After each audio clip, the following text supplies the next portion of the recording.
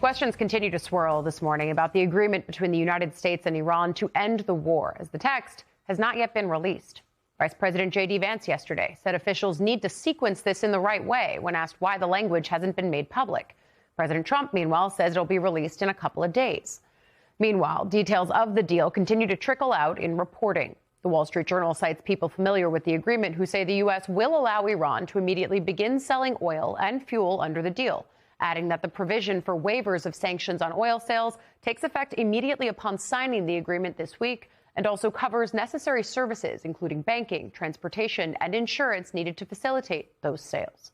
That signing is expected to take place Friday in Switzerland, but still threatening to complicate any lasting agreement is the tension between Iran and Israel. Iran's military yesterday warned Israel to end its offensive against Hezbollah, threatening a harsh response if aggression continues. At least 4 people were killed in strikes on Lebanon yesterday, and Israel has said its military will remain there, even as President Trump has publicly called on Israel to stop such attacks and repeatedly criticized Israeli Prime Minister Benjamin Netanyahu. And back on Capitol Hill, Senate Majority Leader John Thune was asked specifically about whether he and other top Republicans have been briefed on what's included in the Iran deal. Here's what he said. As members of the game, have you been briefed on what's in the memorandum? I certainly have not yet, although we are requesting that, and I assume we will at some point hear from the administration with greater specificity about what's in that memorandum. We're all hearing in generalities what's been reported so far, but until I get more specific information, I'm going to hesitate to say anything more about it. As lawmakers from both parties continue to express skepticism about the preliminary agreement, Senate Republicans say Congress should have a vote on any final deal. Republican Senator John Kennedy of Louisiana said yesterday, if there's a final deal, and I hope there is, it should come to the Senate for approval. Republican Senator Bill Cassidy, also of Louisiana, said if the final agreement is a treaty, and it sounds like a treaty, he said, then it certainly seems like the deal should be subject to a vote by Congress. Then there was Republican Senator Roger Wicker of Mississippi, the chair of the Senate Armed Services Committee, echoing his colleagues.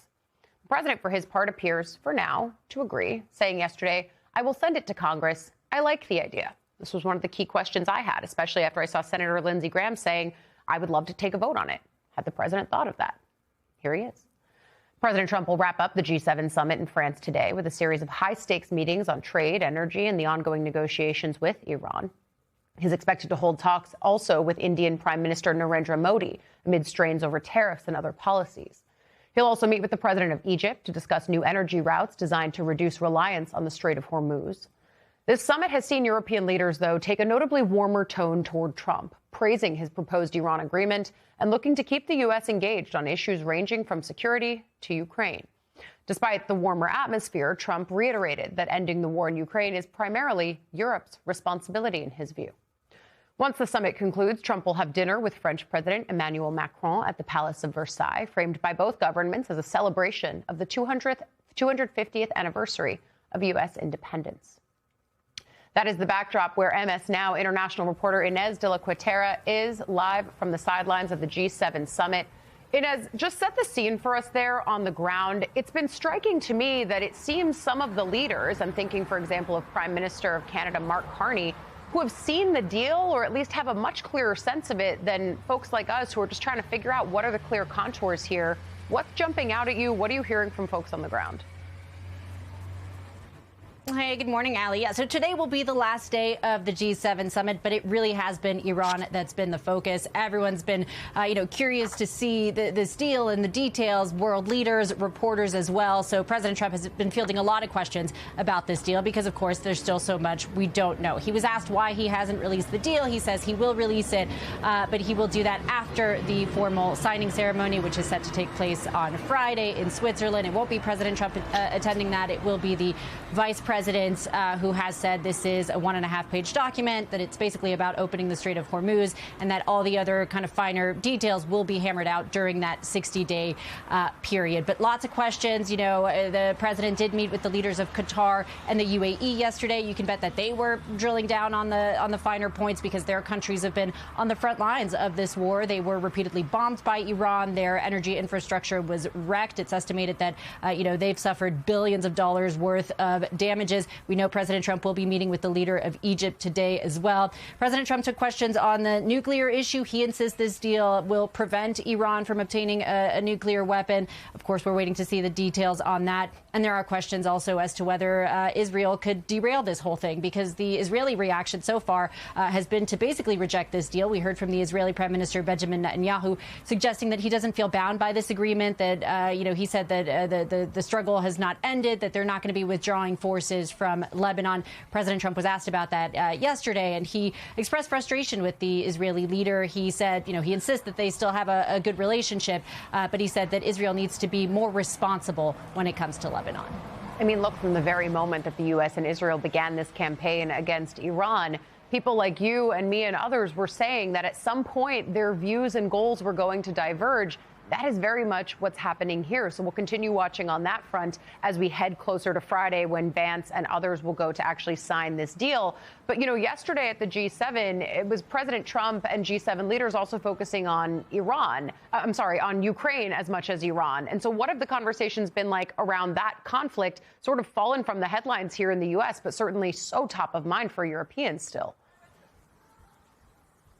Yeah, so they've really tried to use the G7 to try and turn the focus back to Ukraine. And it's been interesting to see, their personal relationship with President Trump. So they headed into this summit with really strained relations. President Trump has voiced anger with European leaders for not supporting the U.S. in this war with Iran. He's withdrawn troops from Europe. He's threatened to pull the U.S. out of NATO. So it was interesting to see how they've been, warming up to him. The tone has certainly been polite, friendly. We saw it with the German chancellor running up to Trump yesterday to hand him a soccer jersey for his birthday, and he later tweeted that they were on the same team. That was very much the German chancellor trying to warm up to President Trump. Macron is going to be holding that dinner at Versailles later this evening, also to try and kind of cozy up to President Trump. But I think they're doing that to try and turn the focus back to Ukraine. That is Europe's main concern, of course. And so yesterday they did hold a working session on Ukraine.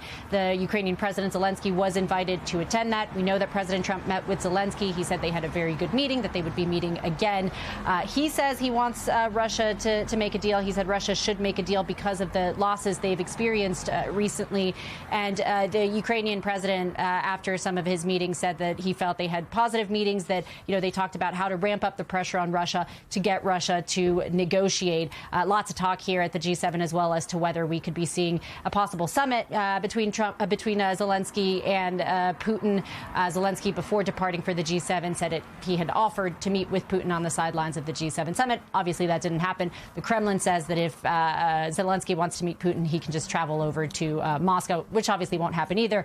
So we'll see. But I think there's probably talk about that behind the scenes. Yeah, and that has been a ping pong ball of questions ever since last summer, when Trump and Putin themselves met in Alaska.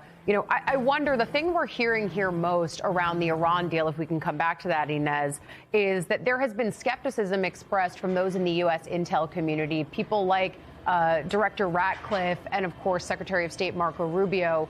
Have you heard any of that skepticism shared on the ground when it comes to, let's assume that the contours of the U.S.-Iran deal are what we've heard them to be, and that really this is just buying the negotiators 60 days more of time to figure out the thornier issues?